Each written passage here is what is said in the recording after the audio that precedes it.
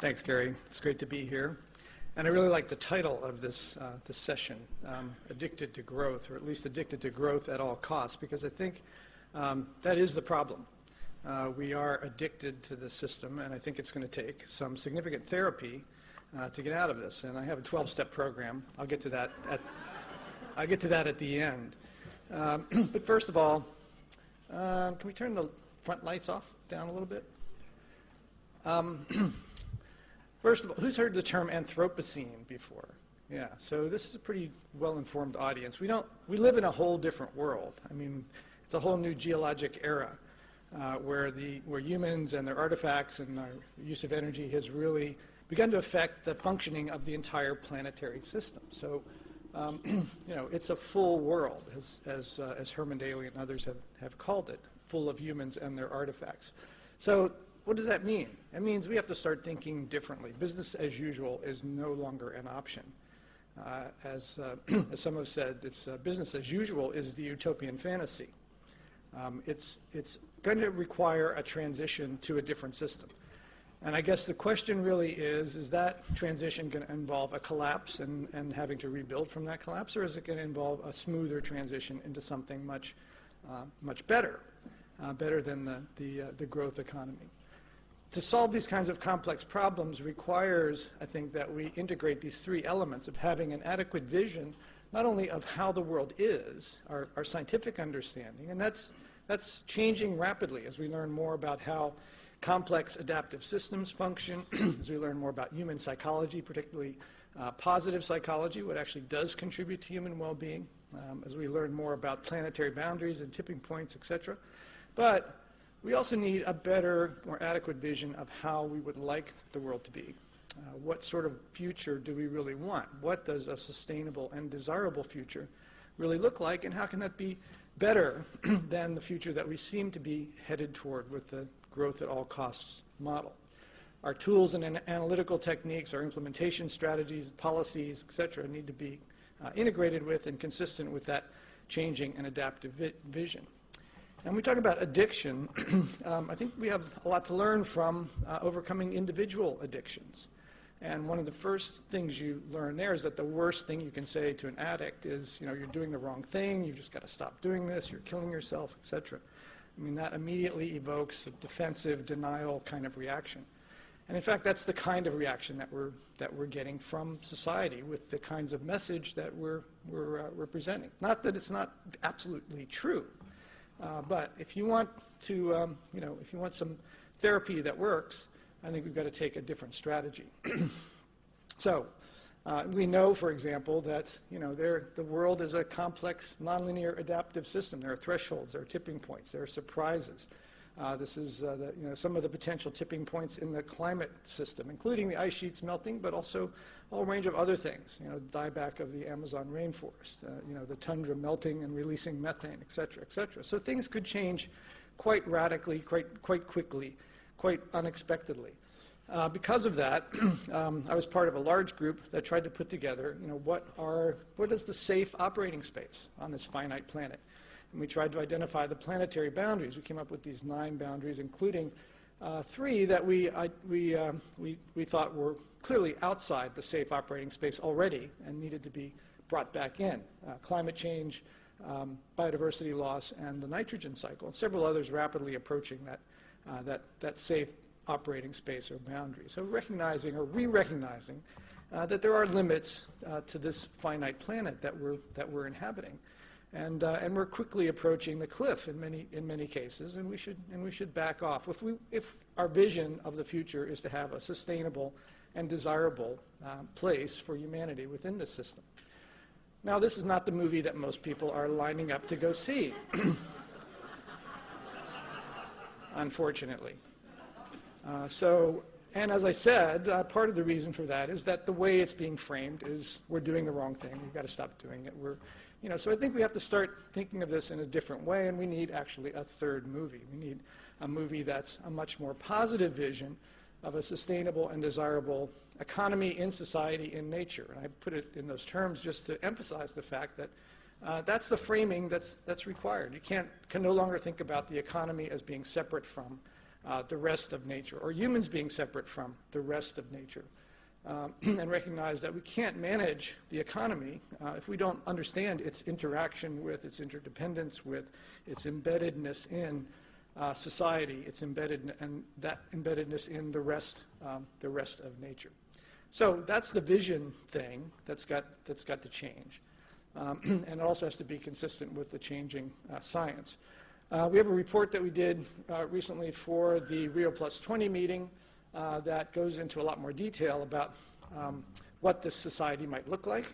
It sort of paints a picture of how life would be in that society, and also goes into some of the details on what sorts of policies we might implement to do it. And you can see from the list of authors here, several of the co-authors are going to be presenting later in this session, including Josh Farley and Peter Victor.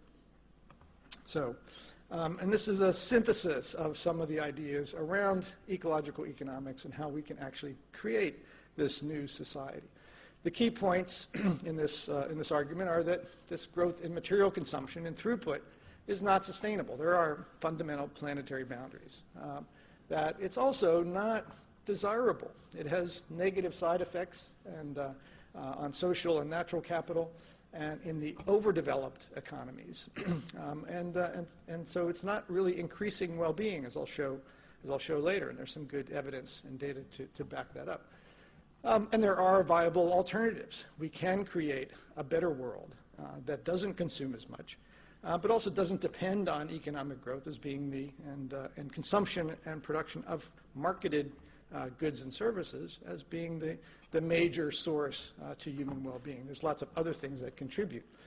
One way of looking at it is that this is the old model of the world, the empty world vision. And as Brian has already said, there's land, labor, and capital. Land is kind of grayed out. There's the assumption of perfect substitutability. You don't really need land or natural resources to produce goods and services. Again, these are private marketed goods and services measured by GDP. That's all GDP measures, is what's going on in the market, not what's going on everywhere else in the world, which is the most important. As Robert Kennedy said, GDP measures everything except what's really important to us.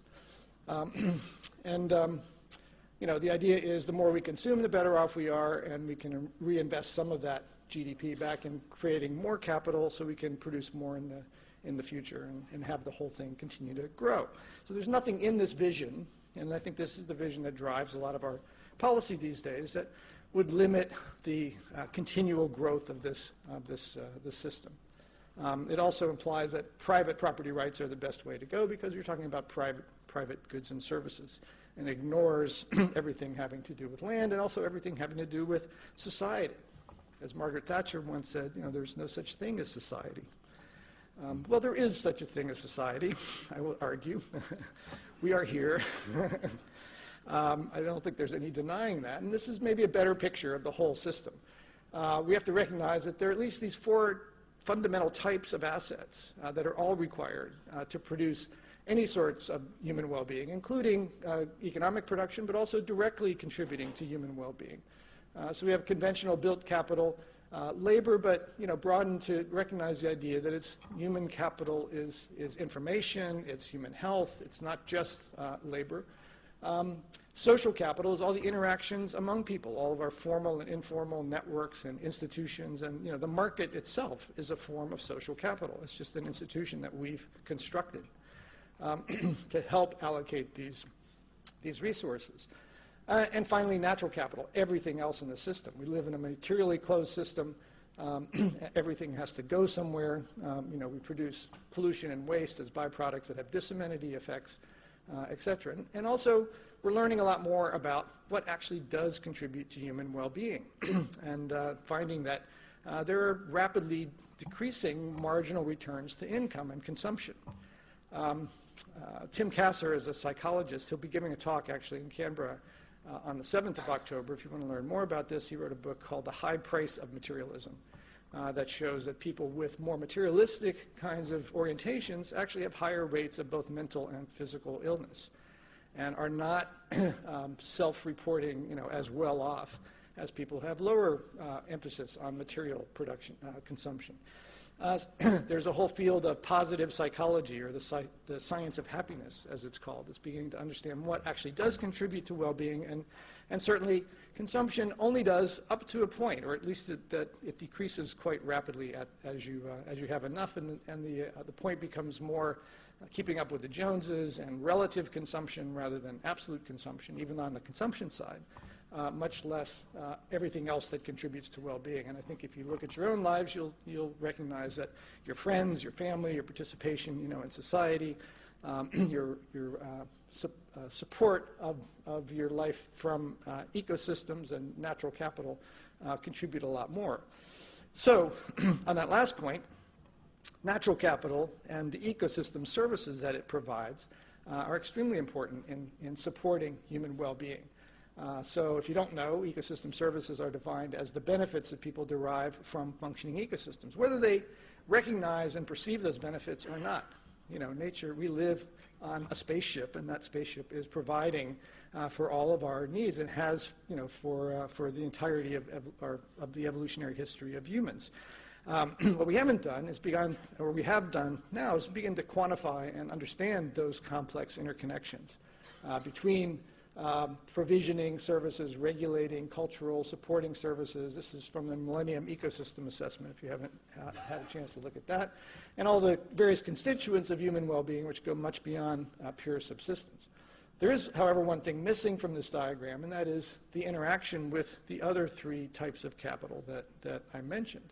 So in fact, what we need to understand is how natural capital and the human economy and society that's embedded within it interact in order to produce sustainable well-being. Natural capital's contribution to that interaction is defined as ecosystem services. They don't just flow directly. But it means that to solve this problem of creating a sustainable and desirable future is inherently a transdisciplinary effort. You can't, ecologists can't do it alone, social scientists can't do it alone, economists can't do it alone. It's going to require all of those disciplines working together. And this is not exactly the way academia is set up these days, as you might have perceived. But I think it is the way that things need to change to have much more emphasis on understanding this complex system and how those interactions work. There is a lot of traction, I think, growing for this idea of ecosystem services. There's something called the Intergovernmental Panel on Biodiversity and Ecosystem Services that's just been established. This is the IPCC equivalent for ecosystem services, so it's got that sort of intergovernmental high-level thing going on. There's also the Ecosystem Services Partnership that I was involved in establishing that is a good place to go if you want to learn more about who's doing what in this field of ecosystem services and how to create networks and, and interact with some of the scientists and practitioners that are working here. There's been a huge increase in the scientific interest in this topic, and this is just the number of papers published per year on the topic of ecosystem services going up exponentially. The most highly cited of those is this one that we did back in 1997, where we, as a meta-analysis, where we tried to estimate the total value of all of these ecosystem services, their contribution to human well-being. It's all mainly outside the market, not marketed goods and services, but other things like storm protection, like recreation, et cetera, things that don't get marketed. And the bottom line was that they're significantly larger than global GDP at the time. And this is definitely an underestimate for various reasons. So if you want to think about the economy as everything that contributes to human well-being, well, conventional economists are missing way more than half, probably way more than a quarter of what actually contributes to this real, economy of human well-being, by missing out on ecosystem services and natural capital, and also missing out on social capital. Oops, oh yeah. So there's one thing that we didn't control in this process. That was what they put on the cover, and they said pricing the planet. We didn't really mean pricing. We meant valuing the planet in a very different context, in a very different way. And this is not, ecosystem services are not intended to be marketed in a conventional market, or privatized, or commoditized, or et cetera. But they are valued, and there's no way to avoid valuing them either. It's not like we can choose to do this or not do it, because every time we make a decision that affects ecosystem services, we are implicitly assigning a value to them. So better to do it, out in the open, better to understand those interconnections in order to help us get there. More recently, as part of the Economics of Ecosystems and Biodiversity study, these values were updated, and so there's been a lot more studies that have happened since then, and we use that information to say, how have things changed since 1997? In 1997, we estimated about $33 trillion a year as the contribution. Between the two, we estimated that we've lost about somewhere between probably closer to $20 trillion a year. This is larger than the U.S. GDP. Just in terms of the losses, the reduction in ecosystem services due largely to land use change. So we are losing our natural capital and the value of that natural capital. That's a cost of this growth in built capital and other things. This is how it was calculated. I won't spend any time on that. But you're welcome to take a look at the paper and get a feel for how that was done. Also, we know that when we convert intact ecosystems to alternative uses, intensive wetlands to intact wetlands to intensive farming, for example, there's a net loss of value. This money goes to private owners, but we lose the social value of all of these ecosystem services by quite a lot. We did an estimate a few years ago to look at, well, what's the benefit cost ratio of investing in maintaining and increasing our natural capital assets? And we used a scenario where we increased the global reserve network to cover 15% of the terrestrial biosphere, 30% of the marine biosphere. That would cost about $45 billion a year to build and maintain. But the benefits would be the net difference between the intact and the converted system would be about $4 to $5 trillion a year. So, and conservatively estimated benefit cost ratio of 100 to 1. So I challenge you to find too many better investments, for society these days. The only one I could find was for oil companies investing in political campaigns in the United States, which is about 400 to 1, unfortunately, and probably similar for the coal industry in Australia. So anyway, there are lots of uses for this valuation exercise on natural capital, including just raising awareness, but also changing national income accounts.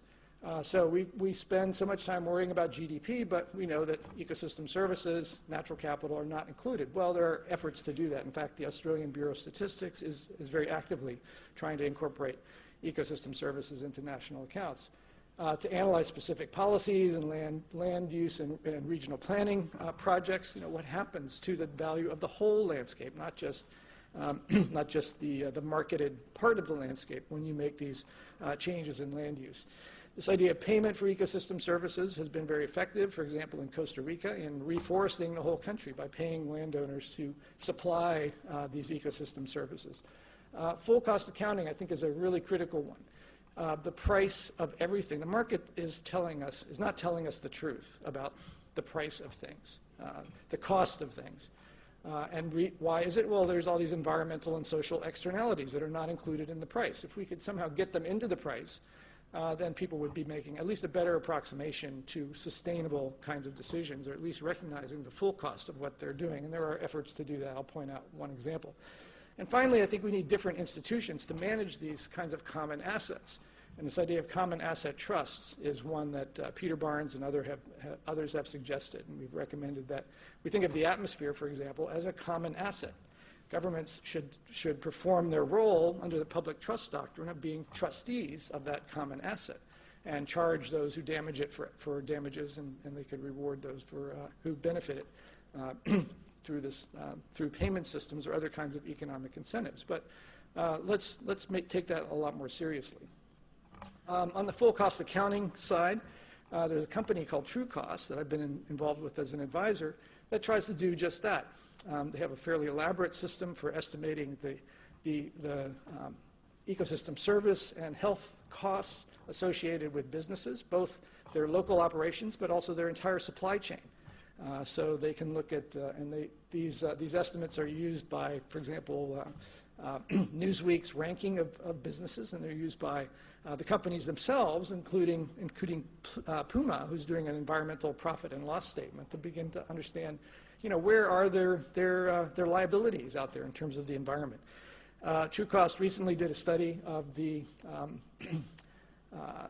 external unpriced capital costs of just the primary processing and primary production sectors around the world, and found that that totaled about $7.3 trillion a year, again, just from those two sectors. So these external costs are huge and estimable, you know, imprecisely, but certainly estimable, at least to put those numbers on the table and say, well, what are we losing when we make decisions that benefit just the marketed economy at the expense of the rest of the real economy? On the social capital side, and I notice you have this book over there on the table. This is from Richard Wilkinson and Kate Pickett's book, The Spirit Level. We know that there are strong relationships between the amount of inequality, income inequality in a society, and the whole range of social problems, including trust and obesity and even life expectancy and infant mortality. The United States is way up here. You know, Japan and Scandinavia are way down here. The more unequal a society is, the harder it is to build social capital, the harder it is to actually contribute, or to have that contribute to well-being. We know that income inequality after the Second World War in particular was decreasing in almost all countries. This is the percentage that the top 1% get of income in these few countries. So in the post-war period, it was declining quite rapidly after 1980 and the Reagan and Thatcher changes. It's been going back in the other direction. Now the United States is as unequal in its income distribution as it was in 1920 before the Great Depression. This has a big impact on quality of life, on well-being, on genuine progress, as we'll show. This was an interesting study out of Harvard where they asked Americans across the whole political spectrum. They asked them, you know, what did they think the distribution of wealth was in the country? They thought it would look like this, where this is the top 20% here and the bottom 20% here. This is what it actually looks like, you know, significantly worse in terms of income distribution. The bottom 20% have very little. And then they asked them what would they like it to be, you know, and they came up with this, which looks a lot more like Sweden than it does like the United States.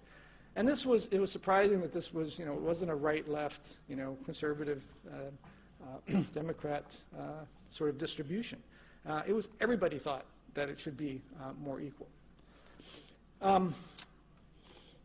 Robert Putnam, back in 2000, actually did some mapping of social capital across the United States based on participation in bowling leagues and voting and other sorts of social clubs, and came up with this distribution across the states. Anybody know what state this is? Nevada. Yeah, it's got Las Vegas, and yeah, not much social capital going on there. Anyway. But it turns out that, you know, there are strong correlations between his social capital index and a whole range of things. Murder rates are lower the more social capital there is. TV watching by 4th and 8th graders is lower the more social capital. The education performance by state is much higher the more social capital. And the health index is higher the more social capital, similar to the results that Wilkinson and Pickett got. But using a social capital index rather than income inequality. The two are obviously related. We know also that if you plot GDP per capita against mean life satisfaction, if you ask people how satisfied they are with their lives, you get a plot that looks like this, where there is quite a strong relationship at first, but after a while it basically disappears. There's decreasing marginal returns. 1 minute? Really? Oh, I wasn't even looking at you. That's what. Okay, so anyway, of course we use GDP. Hayden, can I have a few minutes of your time? I got about 4 or 5 minutes left, I think. Yeah. Anyway, GDP is unfortunately what we use. GDP is the wrong measure. It was never designed to measure well-being. It's definitely time to leave GDP behind, and this is a short paper we did in Nature recently that gets into that. There's a whole range of alternative indicators. I won't go through these. They're based on adjustments to GDP, different kinds of surveys, various kinds of composite indices. Let me just talk briefly about one, though, because I think this is really interesting. The genuine progress indicator starts with personal consumption, weights it by income distribution, because we've found that that's important to social capital, adds a few things that are left out, household labor, volunteer work, and subtracts a whole bunch of things that shouldn't be counted as positive, including impacts on natural capital and social capital, costs of air and water pollution. For the United States, it looks like this. Correlated with GDP up until about 1980, then flattening off even though GDP was going up. So the state of Maryland has adopted the genuine progress indicator as one of their primary indicators. So there are some uptake in the political realm. The state of Vermont has done the same. Several other U.S. states are beginning to do that. I would direct you to this website if you want to learn more about how this all works. So they come out with press releases that look more like this, you know, what's happening to their GPI, not their GNP. Recently, we looked at all of the GPI studies that have been done around the world, and we found 17 of them. This is Australia, interestingly, at the top of the heap. They all have a similar sort of pattern to the U.S. one, and we compared that with a bunch of other indicators, including life satisfaction and ecological footprint. For the U.S., GPI does this, GDP does this on an index scale. Take a look at China. China's GDP has gone through the roof, literally, and GPI tracked it for a while, but since 1995, GPI has leveled off as well. So all of these costs of economic growth are beginning to balance out and outweigh the benefits. At the global scale, we put an index together globally, GDP per capita, GPI per capita. So we're now in, you know, and have been since 1978 or so globally, in a period of uneconomic growth. So if anybody says we need more economic growth, you could say, yes, we do. When have we had some? You know, I want to start an economic growth deniers club, you know, so that whenever they have somebody on TV saying, you know, we need more economic growth, well, we could say, yeah, well, we haven't had any, so how are we going to get some? You know, and how we're going to get some is we're going to have to start paying much more attention to natural capital and social capital. So we have to respect planetary boundaries, but we also have to produce the maximum amount of elements of human well-being and quality of life. We want to be in the donut, as it's been called. That's going to require, a sustainable scale of the economy within the ecological system, a fair distribution of resources. So we have to reduce inequality, and a more efficient allocation. The UN process of sustainable development goals was mentioned, and in fact, those goals fit nicely under these three basic goals for the new economy. They did say economic growth down here, and there has been, I think, a lot of discussion and a lot of people in that process trying to change that to prosperity or something less directly about the conventional growth. And I think that dialogue is still going on and may end up getting there. So we're going to have to break our addiction to this growth at all costs paradigm. And again, I say it is really an addiction. And to do that, and to break out of addictions at the individual level, requires that you have a dialogue, you create a vision of a positive future, a world where it is sustainable and desirable, that focuses more on quality of life. There's a book over here on the shelf that we're just coming out with. It's a series of essays by people around the world to try to paint that picture. Say, here's what that world could look like. Here's why life there would be better. And we also have a journal called Solutions, which is also over there, that tries to have a dialogue. And I encourage you to take a look at that and contribute some of your own ideas to what the solutions will be. And I think I don't have time to get into the 12-step program, or do I? I can go through it really quick. No? He's saying no.